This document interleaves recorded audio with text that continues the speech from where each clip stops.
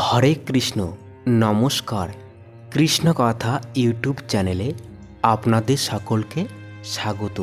কুরুক্ষেত্রে মহাসমর 18 দিনব্যাপী চলছিল। আর মাত্র একদিন বাকি আছে। প্রায় নিশ্চিহ্ন কৌরবকুল। দুর্যোধনকে দ্রোণপুত্র অশ্বত্থামা বলেন, রাত্রিবেলা আমি একাই যুদ্ধ করে পঞ্চ পাণ্ডবকে নির্মূল করে দেব। অনিচ্ছা সত্ত্বেও অনুমতি দিলেন দুর্যোধন।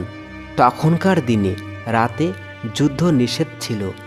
পঞ্চ পাণ্ডবের বিপদ বুঝতে পেরে শ্রীকৃষ্ণ শিবের শরণাপন্ন হলেন। তার প্রার্থনায় শিব রাতে পঞ্চ পাণ্ডবের শিবির রক্ষা করবেন বলে রাজি হলেন। শিব যখন দায়িত্ব নিয়েছেন তখন আর কোনো চিন্তা নেই।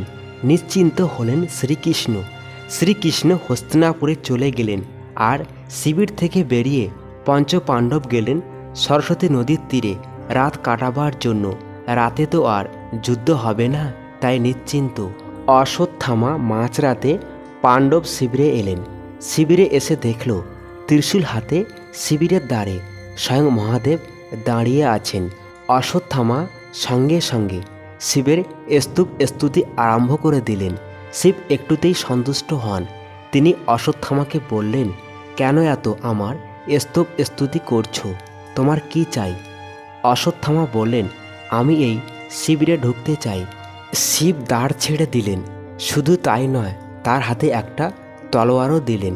কিন্তু এর পরিণাম কি হবে একটু ভেবে দেখলেন না শিব। তখন পায়কে অশ্বত্থামাকে সবাই নিশ্চিন্তে ঘুমোচ্ছে। দ্রৌপদীর 5 ছেলে একই বিছানায় পাশাপাশি শুয়েছিল। তাদেরকে পঞ্চ পাণ্ডব মনে করে শিবের দেওয়া তলোয়ার দিয়ে মাথা কেটে ফেললেন অশ্বত্থামা। প্রভাত হতেই পঞ্চ পাণ্ডবের কাছে গেল দ্রৌপদীর 5 ছেলেই নিহত। শিব শিবির পাহারায় থেকে এমন বিশ্বাসঘাতকতার কাজ করলেন, ক্রোধে অগ্নিশর্মা হলেন পঞ্চ পাণ্ডব। 5 ছেলের মৃত্যুতে হিতাহিত জ্ঞানশূন্য হয়ে তারা শিবের উপর ঝাঁপিয়ে পড়লেন। তারা যত অস্ত্র মারেন সব কিছুই আত্মসাৎ করে নেন শিব।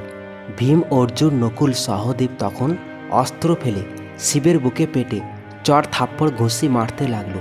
শিবের গায়ে কিন্তু যুধিষ্ঠির হাত তোলেননি। সেই প্রহারের ফলে শিব খুব রেগে গিয়ে অভিশাপ দিয়ে বলেন, তোমরা কৃষ্ণের ভক্ত মানে আমারও ভক্ত। আমার প্রতি তোমরা আজ যে আচরণ করলে কলিযুগে তোমাদের এর ফল ভোগ করতে হবে। এই বলে শিব অন্তর্নিহিত হলেন। শিবের অভিশাপে পাণ্ডবদের মনে খুব দুঃখ হলো। তারা শ্রীকৃষ্ণকে স্মরণ করলেন। তিনি সেখানে এসে উপস্থিত হলেন।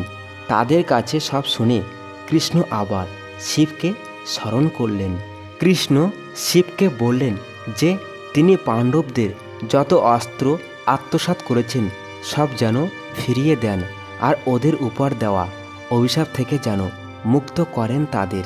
শিব বললেন, সবাই তোমার মায়া কৃষ্ণ।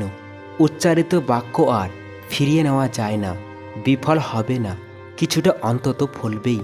যুধিষ্ঠির কলিতে বৎসরাজের পুত্র হয়ে জন্মাবে। তার নাম হবে বলখানি। রাজা হবে শিরিষপুরের। ভীম আমাকে দারুণ দুর্বাক্য বলেছে। সেলেম বহনে বীরন নামে এর জন্ম হবে। অর্জুন পরিমলের পুত্র হয়ে ব্রহ্মানন্দ নামে খ্যাত হবে। নকুল লক্ষণ নাম নিয়ে কান্যকুব্জের রাজা রত্নভানুর পুত্র হয়ে জন্মাবে। সহদেব রাজা ভীম সিংয়ের পুত্র হয়ে দেবসিংহ নাম নিয়ে জন্মাবে। শুধু তাই নয়, ধৃতরাষ্ট্রও জন্মগ্রহণ করবে আজমিরে। কলিতে তার নাম হবে পৃথ্বীরাজ। তখন তার মেয়ে রূপে দ্রৌপদী জন্মগ্রহণ করবে। শ্রীকৃষ্ণ আর কিছু না বলে শিবের কথা মেনে নিলেন। তারপর বললেন, সব কিছুর প্রয়োজন হবে কলিতে। আমিও আর চুপ করে থাকতে পারবো না। তখন পাণ্ডবদের রক্ষা করবে আমার শক্তি। মায়া দেবী আমারই মায়া এর রমণীয় পুরী তৈরি করবে, যার নাম হবে মায়াবতী। সেখানে দেবরাজের পুত্র রূপে আমারই অংশ জন্ম হবে উদয় সিংহের। ঈশ্বর দয়ের মুখে ভবিষ্যৎবাণী কখনো মিথ্যা হবার নয়। শাপগ্রস্ত হয়ে পঞ্চ পাণ্ডবের আবার কলিতে জন্ম হয়েছিল।